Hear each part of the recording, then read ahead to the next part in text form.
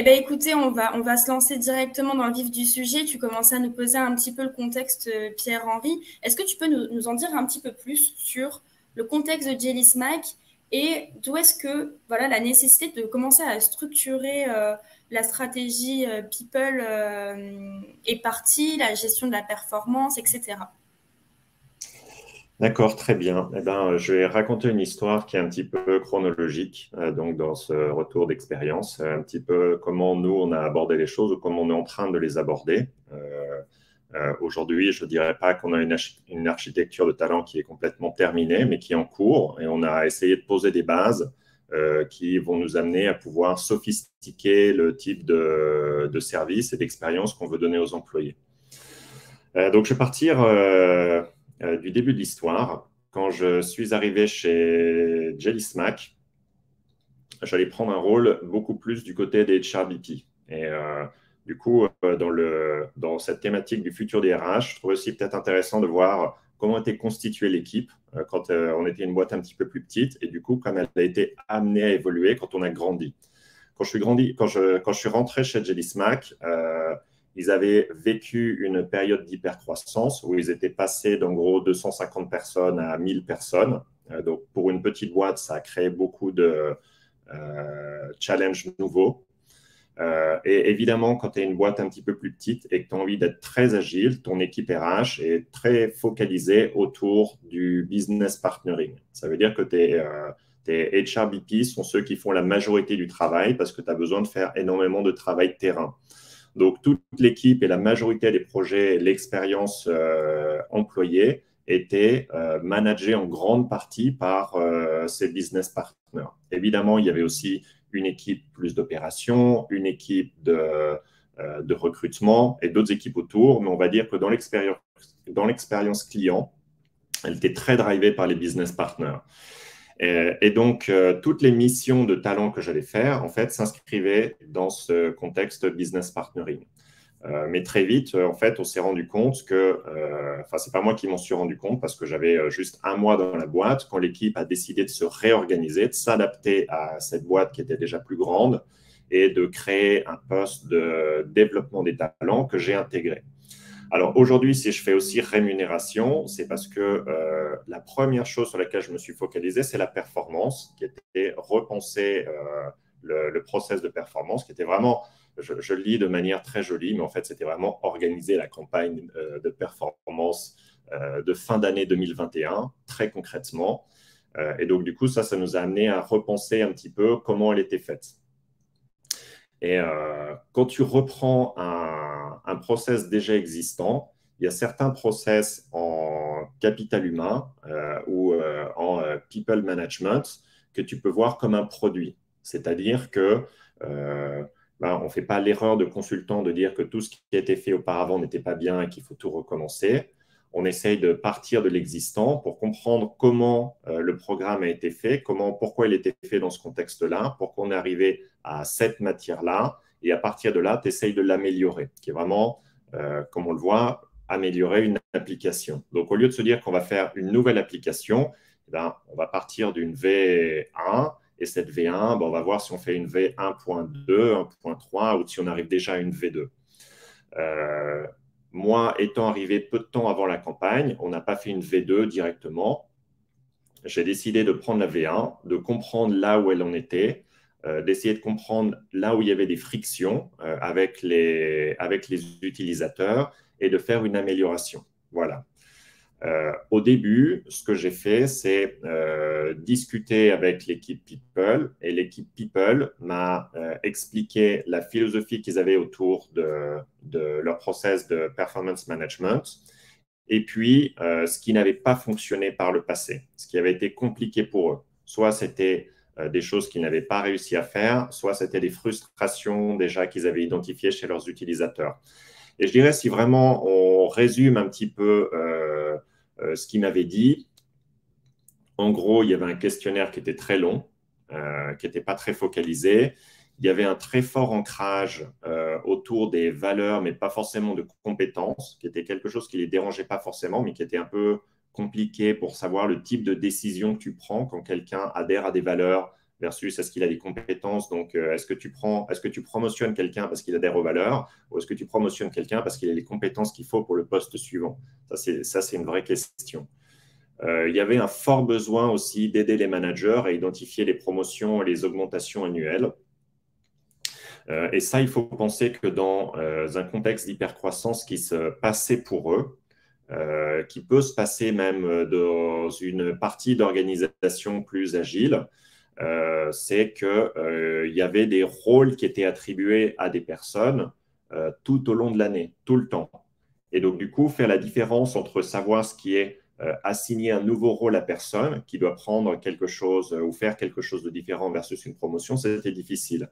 Donc, on voulait démêler un peu ça et donner aux managers des outils pour qu'ils puissent identifier de manière plus carrée et puis aussi plus équitable en étant sûr qu'ils aient une visibilité non pas que sur leur équipe, mais que vraiment l'organisation en tant que telle se rende compte que là sont les talents et les personnes qui pourraient prendre ce type de poste.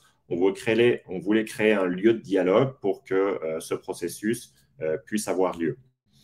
Donc, je vais passer un peu sur l'amélioration, on va dire, des features basiques de notre produit V1.2.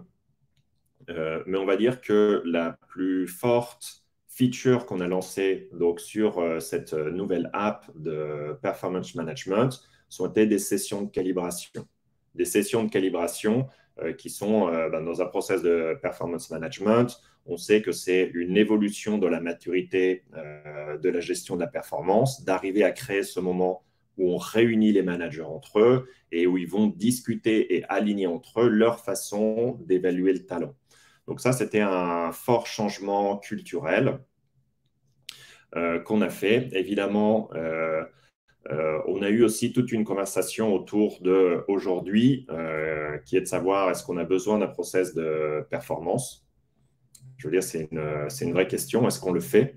Il y a certaines organisations qui ont décidé de ne pas le faire. Donc, surtout quand on est une jeune organisation, il faut que ça ait un sens pour ce qu'on a besoin de faire. Mais dans le cas de… Puis, il y a souvent deux perspectives qu'on prend pour savoir si ça a du sens ou pas. La première, c'est dans la proposition de valeur qu'on a pour les employés, comment est-ce qu'elle s'aligne avec la proposition de valeur qu'on a pour les clients externes. Donc, il faut qu'il y ait quelque chose qui se réponde. On ne peut pas avoir une philosophie de gestion interne qui est complètement différente de ce qu'on vend sur le marché. Et puis, ça dépend aussi du type de décision qu'on prend. Alors, nous, dans notre business, une des valeurs qu'on a, c'est focaliser sur la performance, même sur ce qu'on appelle l'over-performance, parce qu'on est une boîte de technologie, mais aussi de médias. Et en médias, par exemple, quand on aide des créateurs à développer du contenu, on identifie des contenus qui deviennent viraux ou qui ont une performance absolument extraordinaire. C'est ce qu'on cherche à recréer à chaque fois. Donc, il y a une dimension de performance dans la culture de Jelly Smack très forte qu'on voulait recréer aussi dans l'expérience employée qu'on est en train d'avoir. La deuxième raison pour laquelle ça faisait sens aussi d'avoir un programme de performance important pour nous, c'est qu'il y avait énormément de décisions autour de ces promotions et des augmentations qui étaient liées au changement de rôle qu'il fallait administrer de meilleure manière. Aujourd'hui, elles se passaient beaucoup, elles étaient très décentralisées. Et on n'est pas contre la décentralisation, mais s'il y avait une image un peu de l'organisation, on va dire, au début du redesign du process de gestion de performance, c'est un jardin où si tu te déplaces dans ce jardin, il est luxuriant avec des plantes qui ont poussé toutes seules. Et à chaque fois, dans un coin du jardin, il y a des écosystèmes absolument incroyables, mais il n'y a pas une cohérence, on va dire, de tout le jardin. On n'est pas une seule organisation. Et il y avait… on va dire que dans une petite boîte, le niveau de décentralisation qui avait aidé à l'agilité, mais là, c'était un petit peu trop. Donc, du coup, c'est pour ça qu'on a vraiment décidé d'avoir un process de performance qui soit pas cloisonnant, mais aussi qui aide les personnes aussi à avoir une façon d'aborder les choses de la même manière. Donc, ça, c'est la V1.2. Puis après, on décide donc de l'améliorer en V2. Je vais parler rapidement ensuite de ce qu'on a fait pour notre V2, qui la V2, ça a été le cycle suivant. Vraiment, Performance Management, c'est un des programmes en gestion des personnes qu'on peut vraiment voir comme un produit, où on peut vraiment améliorer parce qu'il y a un cycle, on peut se rendre compte de ce qu'en pensaient les clients, on peut se rendre compte de ce qui a marché ou pas, quelles sont les frustrations, et puis la philosophie peut évoluer avec le temps, les tendances et l'organisation. Et donc, du coup, durant cette V2, on a changé un petit peu notre approche. Entre-temps, on avait recruté chez Jelly Smack une personne qui est devenue la tête de toute l'expérience talent, qui était Talent Acquisition and Talent Development. Moi, j'étais focalisé sur la partie de Talent Development, qui avait une forte expérience Big Tech, et en particulier chez Google. Et donc, on avait à cœur de mettre en place des choses qu'elle avait vues chez Google, qui avaient fonctionné, et donc de court-circuiter un peu tous les apprentissages. On se disait, on va prendre des raccourcis et on va implémenter les choses qui ont déjà fonctionné. Alors, quelles sont les choses qu'on a décidé de mettre en place? Et là, je vais être très franc, il y a des choses qui n'ont pas très bien fonctionné, voilà, dans ce qu'on a fait. Même un petit peu dans cette histoire, il n'y a pas que des choses qui n'ont pas bien fonctionné, mais il y a eu des apprentissages pour nous à vouloir mettre en place des best practices. Comme on le sait, Google a eu un investissement très fort sur sa manière de gérer les personnes. Ils étaient très bons, ils le sont toujours. Probablement, les choses évoluent parce que c'est une organisation différente. Mais en tout cas, dans leur croissance, ils ont fait des choix qui ont été plutôt bons pour leurs personnes. Et donc, on s'était dit qu'en fait, ils avaient déjà des choses qu'ils avaient déjà pensées et qu'on ne devrait peut-être pas les repenser. Alors, le grand apprentissage pour nous, c'est que, évidemment, même si on le sait, on l'a revécu, on a été trop vite à vouloir implémenter des pratiques qui ne vivent pas indépendamment du reste de l'architecture de talent. Donc, nous, en fait, on avait pris plein de pratiques qui sont très sophistiquées et matures, juste pour le process de perf management, mais elles fonctionnent bien dans une boîte comme Google ou autre, parce qu'en fait, elles s'inscrivent dans un système complet où il y a plein d'autres éléments qui permettent que la façon de donner du feedback, la maturité qu'ont les managers pour aborder certains process, soit un petit peu différente. Et donc, du coup, dans ce cadre, elles fonctionnent. C'est le problème du copier-coller, quoi. C'est exactement le problème du copier-coller, parce que du coup, dans le copier-coller, en fait, ce que tu te rends compte, c'est que, oui, déjà, ça fait tâche. Tu n'as pas pensé au décor, et en fait, tu es obligé de le copier-coller un petit peu dans le reste de la photo. Il n'y a aucune pratique de gestion des talents qui ne marche que par elle-même. Et puis, elle n'est pas toujours raccord. Tu vois, si tu vois la mosaïque de toutes les pièces que tu as une pièce dorée, mais le reste, il est un peu plus terne. Tu vois, il est en construction autour. Il faut que ce soit cohérent, il faut créer un alignement, sinon ça ne fait pas sens. Voilà. Donc, je peux partager certaines des petites choses qu'on avait prises comme bonne pratique de Google qui étaient intéressantes. Donc, premièrement, dans l'exercice de gestion de la performance, on avait déjà une peer review, un exercice de 360 où tout le monde pouvait donner ou partager sa perspective sur les personnes. Mais là, on l'a rendu obligatoire. Ça veut dire que chaque personne recevait un avis ou une évaluation de 5 personnes pour que tu aies de la visibilité sur ce que la personne a fait. Deuxièmement, et ce qui a été aussi compliqué pour nous, en fait, la philosophie de performance de Google répond à leur philosophie de développement des objectifs qui sont les OKR. Et ça, ils l'ont beaucoup mûri. Donc, nous, c'est ce qu'on avait commencé à mettre en place en fait l'an dernier. Mais OKR, c'est vraiment le framework. La façon de le faire est vraiment très différente. Et eux, ils l'ont fait parce que dans une entreprise innovante, ce que tu peux faire avec les OKR, c'est que tu es sur des cycles très courts. Donc, du coup, il y a des objectifs qui sont à très court terme, comme ça, par trimestre. Tu passes beaucoup de temps sur la description de ces objectifs, même si c'est un objectif, même si c'est un temps court, pour être sûr qu'il soit extrêmement clair. Et puis, ils peuvent changer dans le temps, ces objectifs. Il y a un mécanisme aussi qui te permet de les adapter. C'est la différence avec des objectifs sur un plus long terme. Et nous, notre philosophie OKR n'était pas aussi mature. On était en train de la mettre en place. Toutes les équipes ne l'avaient pas communiqué ou disséminé exactement de la même manière. Je pense que pour les employés, comprendre les OKR, ce n'était pas forcément toujours aussi clair. Donc, on s'est retrouvé avec des gens qui n'avaient pas forcément une compréhension d'objectifs extrêmement fins à la maille individuelle sub-manager très clair, qui est un des exercices qu'ils avaient fait chez Google. Et puis, le troisième challenge qu'on avait aussi, c'est qu'on a mis ça en place sur Workday, qui est la plateforme qu'on a adoptée quand on a commencé à grandir, qui est une plateforme différente de ce qu'ils peuvent avoir chez Google. Chez Google, ils ont une équipe qui les ont aidés à construire leur plateforme. Donc, du coup, ils ont pu adapter le process ou plutôt la plateforme exactement à leur process. Que nous, du coup, on a dû chercher, tu vois, comment adapter un process qu'on voulait plus flexible à une plateforme qui, naturellement, a un process qui ne fonctionnait pas exactement de la même manière. Ok, voilà. Mais c'est le cas récurrent aussi, c'est ce que je vois chez mes clients, tu parles de Workday, c'est de vouloir emprunter et mettre en place des pratiques qui restent flexibles, qui restent modernes, dynamiques, et en même temps de se parfois contraindre avec des outils et des plateformes qui répondent pas forcément aux mêmes intentions, ou en tout cas qui vont pas répondre aux besoins de base. Là, je sais que dans le chat, il y a des personnes que je connais qui utilisent Workday, par exemple, et pour certains usages, sur la partie carrière, sont assez bloqués, assez contraints.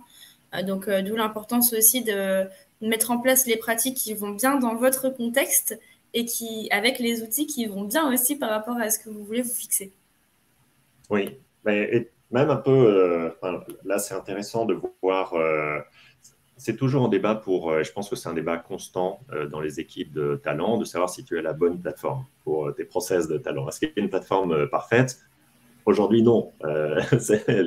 Parce que, mais bon, on s'approche quand même de Workday, quand même un outil assez puissant. Et puis là, c'est vrai que aujourd'hui, par exemple, ils ont fait quand même beaucoup d'annonces où ils vont faire évoluer leur offre avec de l'intelligence artificielle. C'est l'opportunité que tu as quand tu es sur une plateforme un petit peu plus grosse. Mais par contre, l'administrer est un petit peu plus compliqué. Alors, nous, justement, on a vu cette différence. La plateforme qu'il y avait avant, qui était une plateforme plus petite, vraiment une plateforme de start-up, on utilisait, je ne veux pas l'appeler de manière péjorative comme ça, mais plutôt, on va dire qu'elle était plus facile à prendre en main par différents acteurs de l'équipe People. Donc, nous, à cette époque, on utilisait Small Improvements, qui nous laissait pas mal de flexibilité sur ce qu'on voulait faire pour avoir les données. Mais tu vois, par exemple, sur la fin d'année où j'avais d'abord utilisé Small Improvements versus ce qu'on a fait après sur Workday, il y a beaucoup de calculs que j'avais fait hors plateforme à la main, tu vois, pour vraiment reconstituer un peu tout ce qu'on voulait faire. Et à terme, il y a un chemin qu'on a commencé sur Workday où on va pouvoir digitaliser tout ce travail plus manuel qu'on fait, qui est un peu la voie qu'il faut prendre. Même d'ailleurs, cette décision d'avoir changé de plateforme, c'est ça. Mais bon, on a aussi recruté une équipe Workday dédiée à la plateforme qui nous aide à faire ça. Voilà. Ok, trop bien. Très clair. N'hésitez surtout pas dans le chat si vous avez des questions pour Pierre-Henri concernant l'évaluation de la performance, les processus autour de la performance. Partagez vos cas d'usage aussi avec plaisir. Je pense qu'il n'y a pas une bonne manière de faire les choses. Enfin, il n'y en a pas qu'une en tout cas. Il faut juste trouver celle qui correspond le mieux à votre contexte et vos besoins. Mais n'hésitez pas, si on peut avoir un échange là-dessus, ce sera avec plaisir. Tu as beaucoup parlé d'architecture de poste dans ton discours jusqu'à présent, Pierre-Henri. Est-ce que tu peux peut-être nous expliquer déjà assez rapidement ce que tu entends et qu'est-ce qui se cache derrière l'architecture de poste? Oui. Alors, c'est vrai que dans le titre de notre webinaire, il y a carrière, et pour l'instant, il y avait aussi performance. Mais là, pour l'instant, on n'a pas énormément parlé de carrière. Donc, pourquoi nous, on en est venu à devoir aborder un peu plus ce sujet carrière? Le sujet carrière, il n'est pas facile à aborder dans une perspective people. Parce qu'en RH, c'est souvent un process où il faut créer un terrain pour que les gens puissent avoir une carrière. Mais ensuite, il y a des carrières naturelles. Si on se développe dans sa famille de poste, on va dire, naturellement, on va évoluer. C'est ce qui se passe dans n'importe quel métier. S'il y a une place, on peut aider à accélérer le développement, identifier que les personnes ont les bonnes compétences pour passer à un niveau de complexité du poste suivant. Mais ce qui est plus difficile en gestion de carrière, c'est individualiser le parcours des gens, s'assurer qu'ils aient des opportunités à droite et à gauche, pas forcément de leur famille de poste, qui correspondent aux besoins de l'organisation, où on peut croiser les compétences des gens, avoir des gens qui commencent à avoir une vision plus disciplinaire ou plurielle de l'organisation.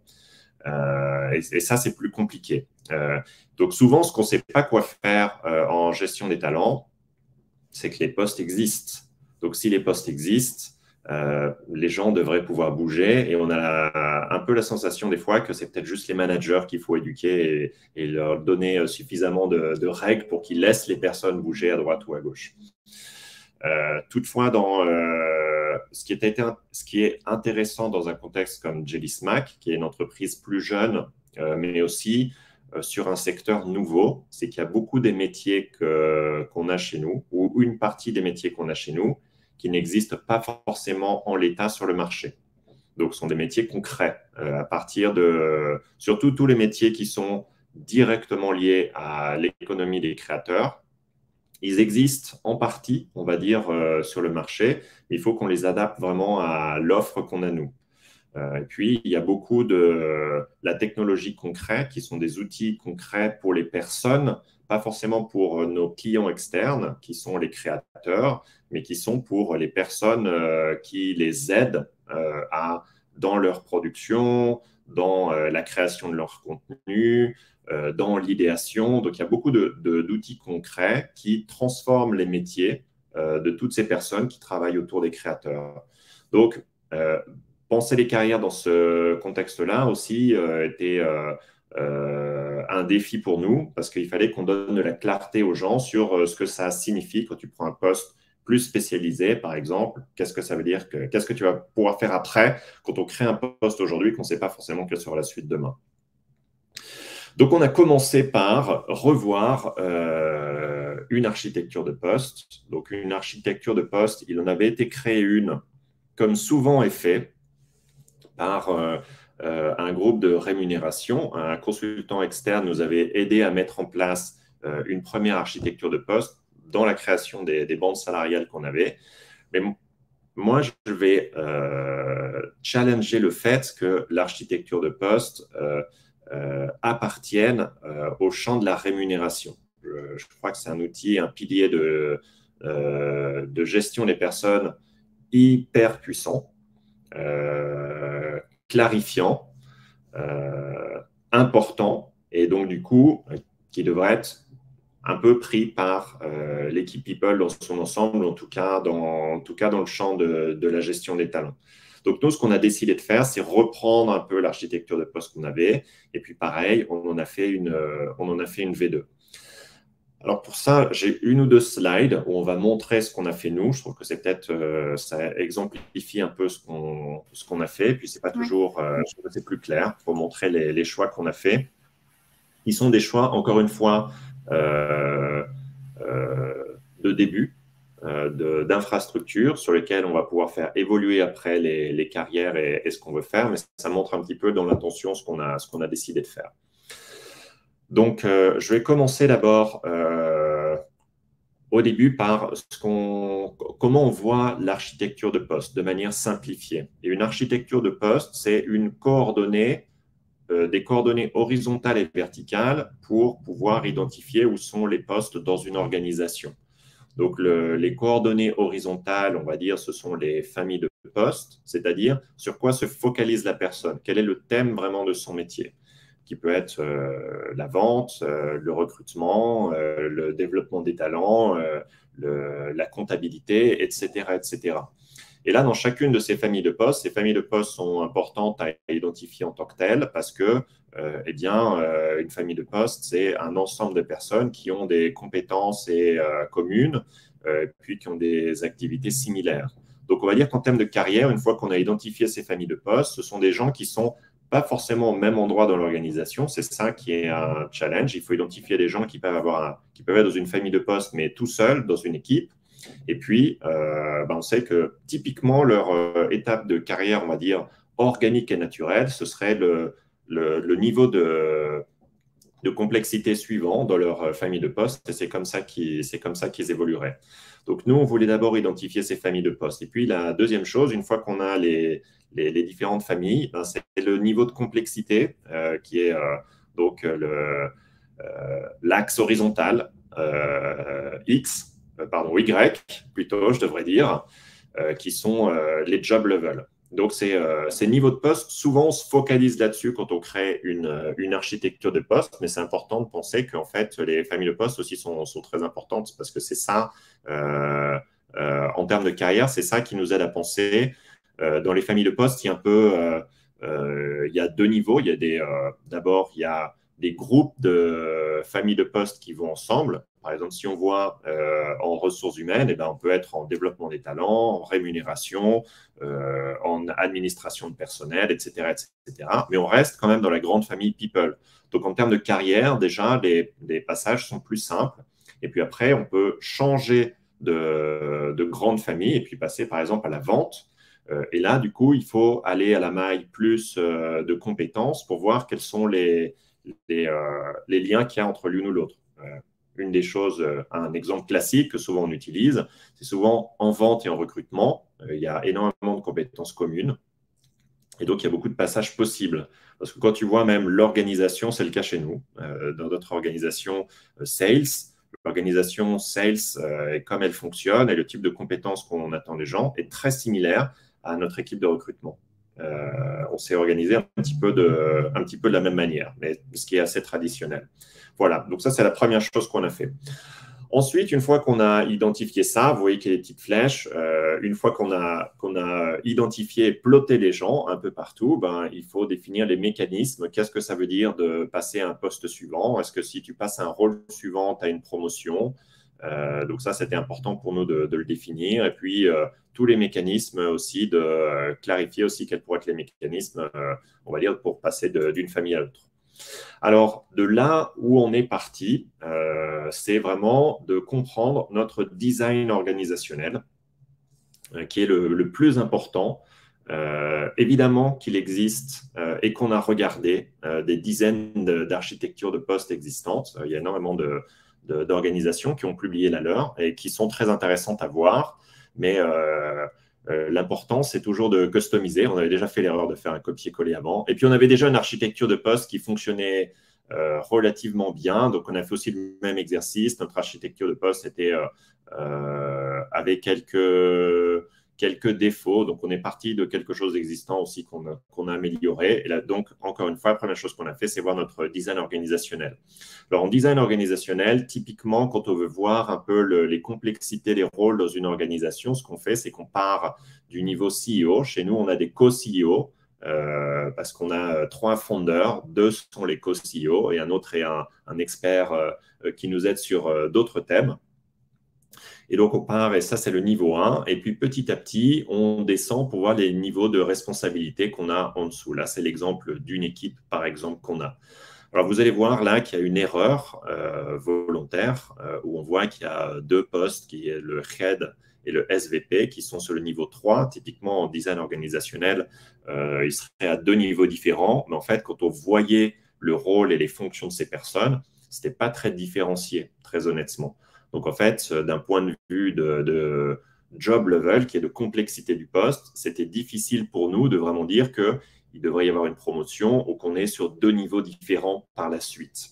Donc, ce niveau d'analyse, c'est par là qu'on a commencé.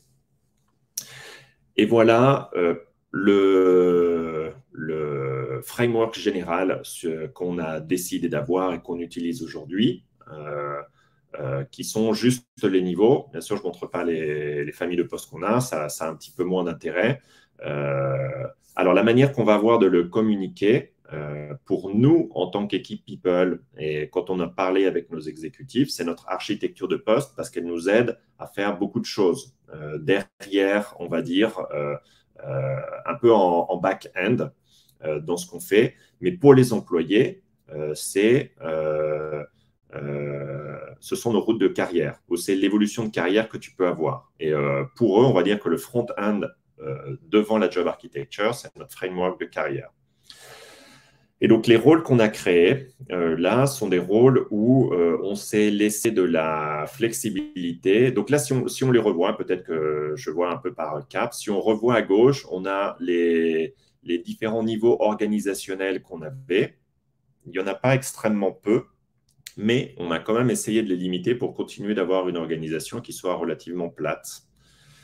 Alors, on avait une organisation plate, mais on avait aussi des gens avec une maturité différente. C'est-à-dire, surtout dans une organisation jeune, ce qui se passe, c'est que des personnes prennent des rôles très rapidement.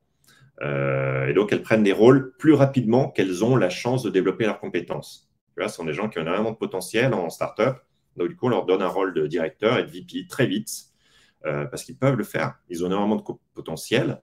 On les met d'abord sur le poste et ensuite, ils grandissent leurs compétences. Tu vois, ils épaississent leurs compétences une fois qu'ils sont sur le poste. Et du coup, même ces rôles les aident à accélérer ce développement. Et du coup, quand on allait chercher quelqu'un sur le marché d'externe, du coup, on va chercher des gens qui sont plus capés, qui ont déjà ces compétences et nos expériences. Et du coup, il y avait parfois on sentait qu'il y avait une différence. Et c'était le même rôle, tu vois, on donnait un rôle de directeur. Donc, qu'est-ce qu'on faisait en termes de rémunération ou même en termes de carrière? Est-ce que ces personnes étaient à la même place? Elles avaient le même rôle, mais une expérience différente. Donc, la manière qu'on a décidé d'utiliser pour gérer ça aujourd'hui, c'est d'avoir créé 2 sous-niveaux pour chacun des niveaux. Il y a un niveau pour les simplifier parce que ça dépend de nos familles de postes. On va dire qu'il y a un niveau manager, directeur et VP.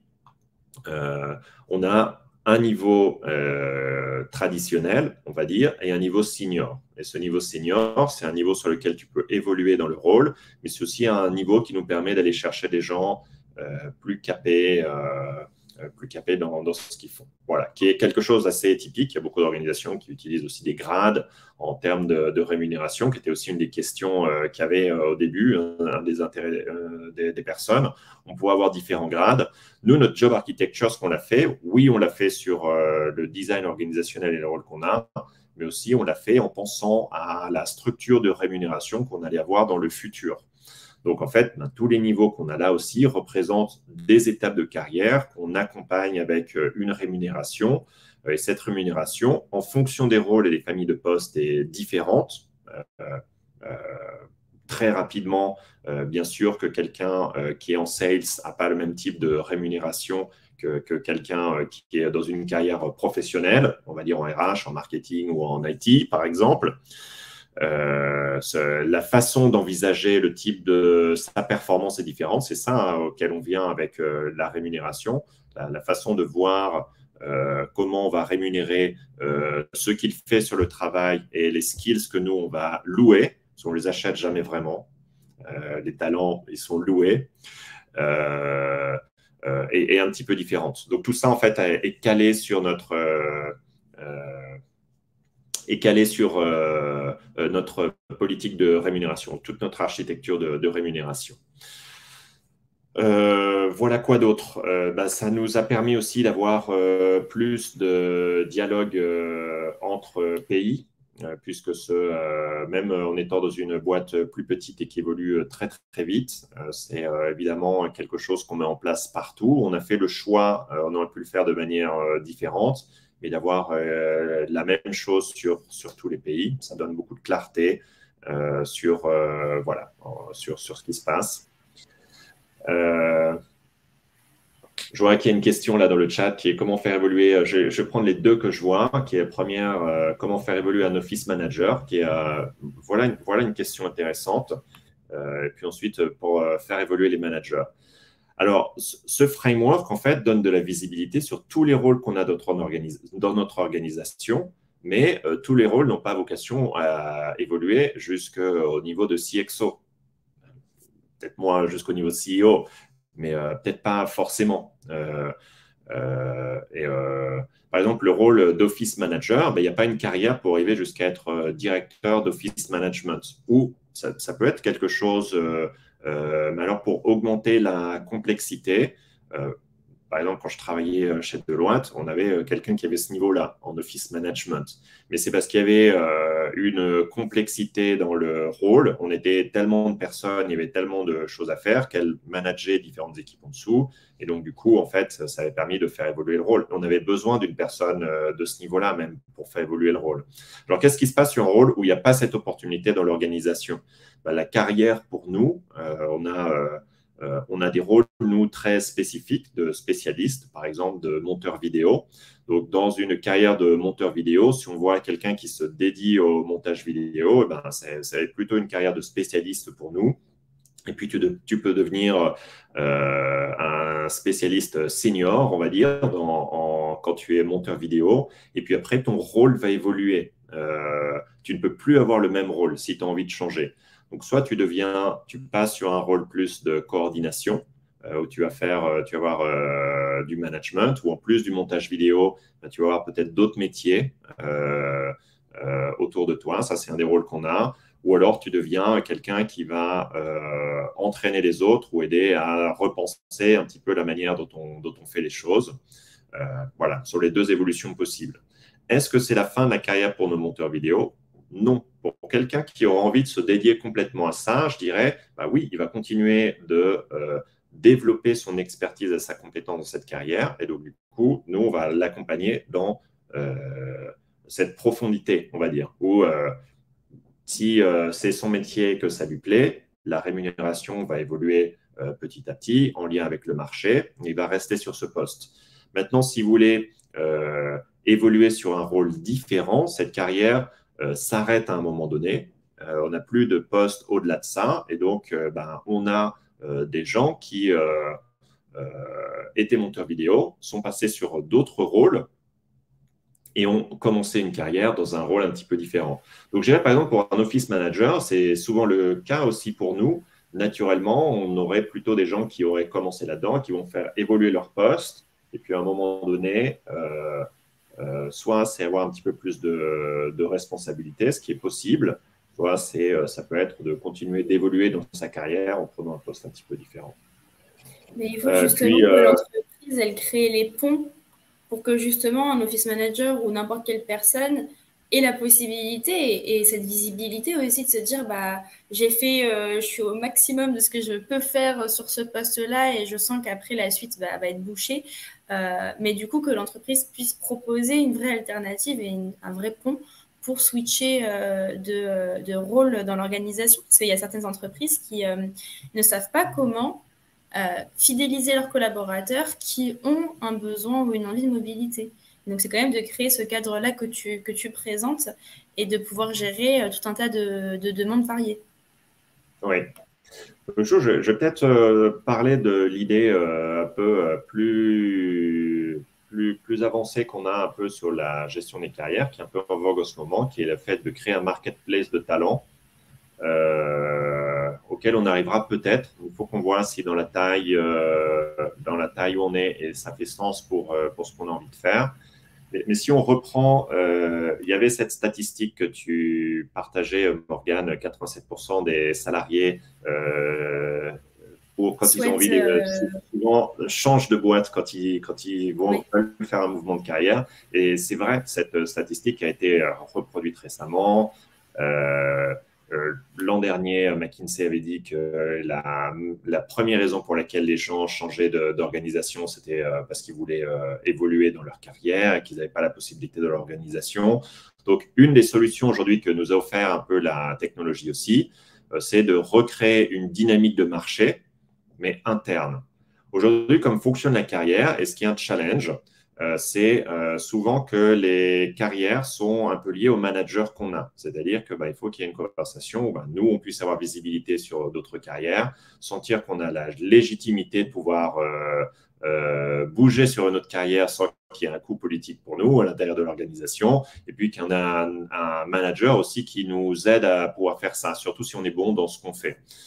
Donc, une des façons aussi de repenser les carrières, c'est qu'au lieu qu'elles soient managées en centrale et qu'elles n'arrivent qu'à certains moments, c'est de recréer une dynamique de marché où il y a une offre et il y a plus de flexibilité dans l'offre et la demande. Donc, dans une dynamique de marketplace qui veut vraiment dire ça, on crée cette dynamique de marché où n'importe quelle équipe peut dire quel est son besoin et du coup, les personnes en interne peuvent postuler. Et puis, dans les mécanismes qui existent aujourd'hui, il y a des mécanismes qui peuvent être de grandes entreprises comme GE ou Schneider, par exemple, ont décidé que ce soit des missions à court terme. Donc, par exemple, ce que tu peux avoir, c'est une équipe au Brésil qui cherche quelqu'un pour développer un dashboard interactif pour quelque chose qu'ils ont fait. Et puis, ils ont personne sous la main.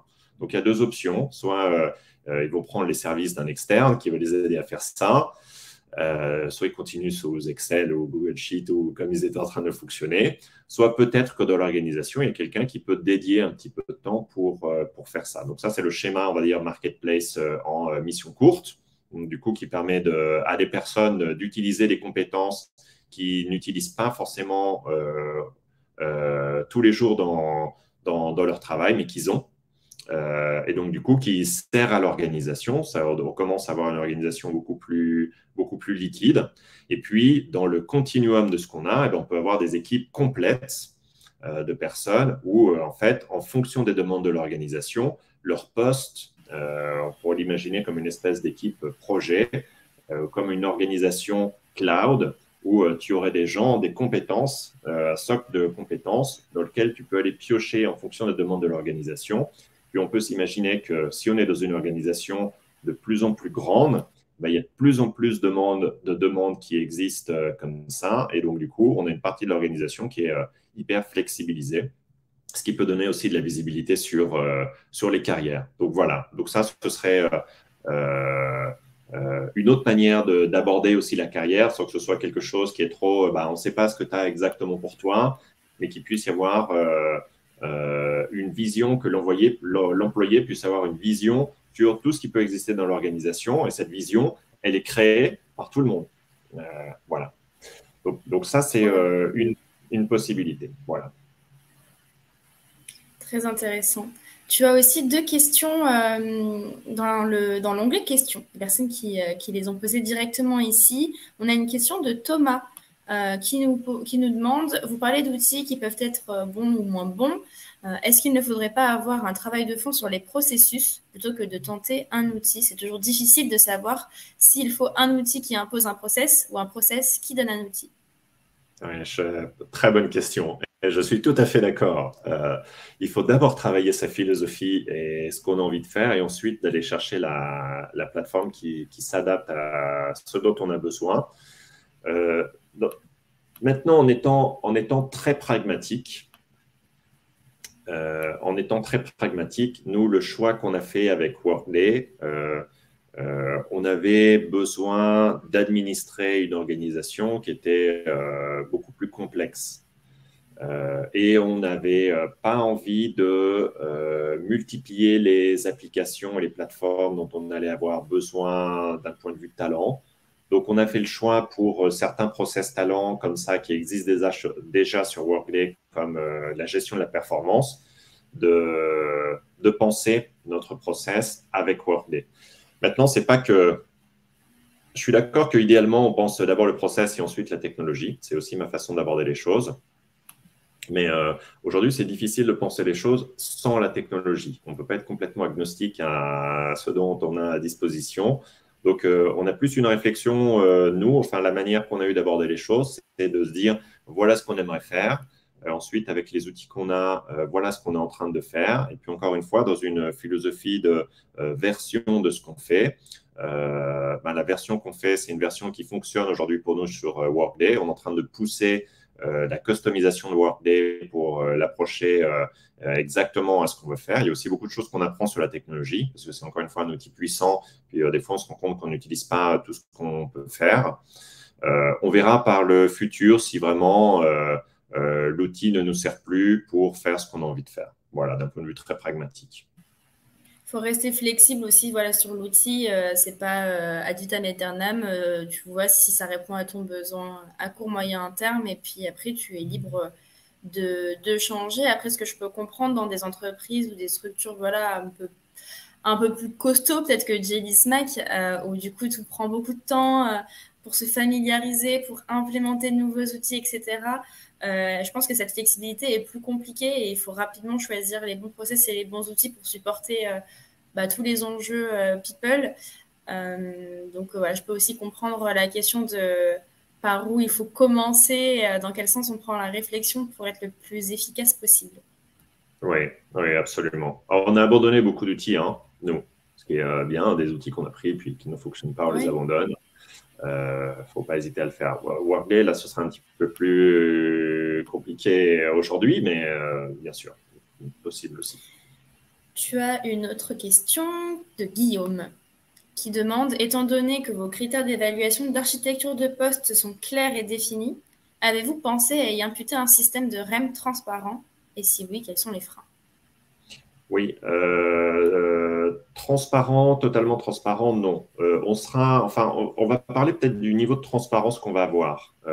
On sera transparent sur comment est-ce qu'on rémunère les gens. Les gens auront évidemment de la transparence sur le niveau qu'ils ont dans l'organisation, ce que ça signifie dans la carrière, comment est construit leur rémunération, par exemple, le mix qu'ils ont sur la part variable qu'ils ont et puis pourquoi. Pourquoi il y a des niveaux de salaire, par exemple, qui sont différents entre deux personnes qui sont sur le même poste, qui sont, où on explique, qui sont calculés en fonction de la performance individuelle des gens et puis des dynamiques de marché qu'on a, qui sont les deux facteurs qu'on a pour la rémunération des gens. Donc, tout ça, ce sera très clair. Maintenant, là où il n'y aura pas de transparence, c'est sur les bandes salariales spécifiques qu'on a. Voilà, ça, aujourd'hui, nous n'allons pas le faire. Alors, nous n'allons pas le faire, mais en même temps, nous opérons aux États-Unis où maintenant, sont passées les lois sur la transparence salariale. Donc, nous publions les bandes salariales que nous avons sur les postes pour lesquels nous recrutons. Surtout qu'on est, on a une très forte présence à New York et Los Angeles du fait de notre activité, qui sont des États sur lesquels on doit publier les bandes salariales. Donc c'est quelque chose qu'on partage. Maintenant, quels sont les freins? Ça demande énormément d'éducation. Je dirais qu'il y a deux freins. Le premier frein, c'est que on travaille d'abord pour avoir un salaire, même si on peut travailler aussi parce qu'on aime ce qu'on fait. Mais la première raison pour laquelle on travaille, c'est pour avoir un salaire. Puis il y a une dimension très émotionnelle dans le salaire des gens, ce qu'on voit à chaque fois dans les enquêtes de satisfaction, d'engagement. Évidemment, la rémunération est un élément essentiel pour les gens critiques, très proches de l'expérience. Et puis, c'est pas bon d'aller voir ce que fait celui d'à côté. C'est pas bon de se dire, il a plus, je comprends pas. Il y a une raison souvent. Il y a une raison. Voilà. Donc ça, c'est la première. Ça nous demande de vraiment éduquer les gens. Puis la deuxième raison, c'est dans ce cheminement qu'on a et parce qu'on a créé beaucoup de métiers nouveaux aussi, et parce qu'on est on a pris énormément de décisions. Par exemple, on a été une organisation qui était full remote. On a été une organisation qui a recruté dans beaucoup de pays avant de décider les pays dans lesquels on aurait la majorité de notre opération. Donc, du coup, il y a plein de décisions de rémunération qui, aujourd'hui, nous amènent à revoir notre équité interne et nous assurer que tout soit bien défini pour les gens. Et en fait, ce qui se passe, c'est que pour nous, dans notre travail en tant qu'équipe People, il y a énormément de ce qu'on fait qui est amener les gens à être dans un cadre qui est équitable pour tout le monde. Mais ça prend du temps. On ne change pas les salaires tous les 2 mois pour les remettre au niveau. Il y a un vrai travail où on se compare avec le marché, on regarde comment sont les choses. Voilà. Mais ça se fera dans le temps. Voilà. Donc, je dirais que c'est ça. Mais on va être extrêmement transparent, par contre, sur pourquoi on rémunère d'une manière ou d'une autre, quel est le niveau de la personne dans l'organisation et quelles sont les perspectives de croissance qu'elle pourrait avoir. Tu parlais de justement le risque de regarder un petit peu ce qui se passe chez les autres, mais c'est tellement humain de se comparer, d'aller toujours savoir pourquoi est-ce que lui gagnerait plus ou moins, etc. Donc ça pousse les entreprises, en France en tout cas, et je pense au-delà, à se poser des questions justement sur le niveau de transparence qui est pertinent d'adopter face à toutes ces réflexions et face aussi à de plus en plus de structures, surtout voilà, start-up, scale-up, qui passe le pas du full transparent et du coup qui sème le doute dans d'autres organisations qui voient un intérêt, mais pas forcément l'intérêt à 100% non plus de passer sur du full transparent. Oui, moi je dirais, je pense pas qu'on ait dit non à cette question, mais on n'est pas prêt aujourd'hui. Ouais. Être transparent, c'est beaucoup de travail, arriver à ce niveau-là. Et nous, comme on met en place l'infrastructure dont on a besoin pour s'assurer que les choses soient équitables, il faut qu'on termine d'abord ce travail avant de se poser la question. Voilà. Vous nous avez posé vos questions. Moi, j'en ai une à vous poser aussi, justement, sur le sujet de savoir, parmi les personnes qui sont connectées aujourd'hui, où est-ce que vous en êtes concrètement dans l'architecture de poste dans votre entreprise. Peut-être que pour certains d'entre vous, c'est pas une priorité. Peut-être que pour certains, le webinaire a été très utile parce que c'est une volonté, mais que vous savez pas forcément par où commencer. Et d'avoir le retour d'expérience de Pierre-Henri peut vous aider. Pour d'autres, c'est peut-être déjà mis en place, complètement rodé. Là, en tout cas, par rapport au vote que je vois à l'écran, pour la plupart, c'est en cours. Donc, un petit peu comme toi, hein, Pierre-Henri, tu disais, c'est jamais sec. C'est en amélioration continue. Il y a toujours des choses à poursuivre, à améliorer en continu. Il y a d'autres personnes qui disent là qu'elles veulent s'y mettre, mais qu'elles ne savent pas forcément par quel bout le prendre aussi, ce sujet-là. Donc, en tout cas, on comprend que c'est des sujets qui interpellent beaucoup en ce moment. Oui, c'est vrai que, encore une fois, il y a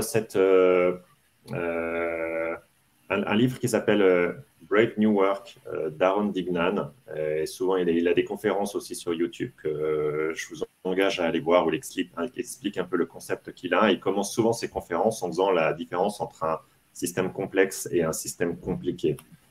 Un système compliqué, c'est par exemple une montre ou un moteur qui demande beaucoup d'ingénierie, mais on peut le reproduire. Ça demande beaucoup de compétences, mais tout est reproductible, on peut refaire exactement la même chose. Ça, c'est compliqué.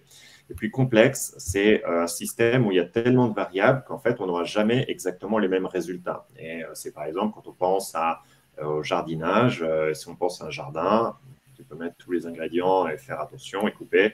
On n'aura jamais exactement le même jardin. Si on pense à la circulation, par exemple, à Paris, même si tu mets en place tous les systèmes de contrôle possibles, tu ne pourras jamais prévoir exactement le comportement des gens. Et on dit qu'une organisation est un système complexe, pas compliqué, parce que nous sommes humains, et puis parce qu'il y a trop de variables externes et internes qui font que les choses évoluent tout le temps.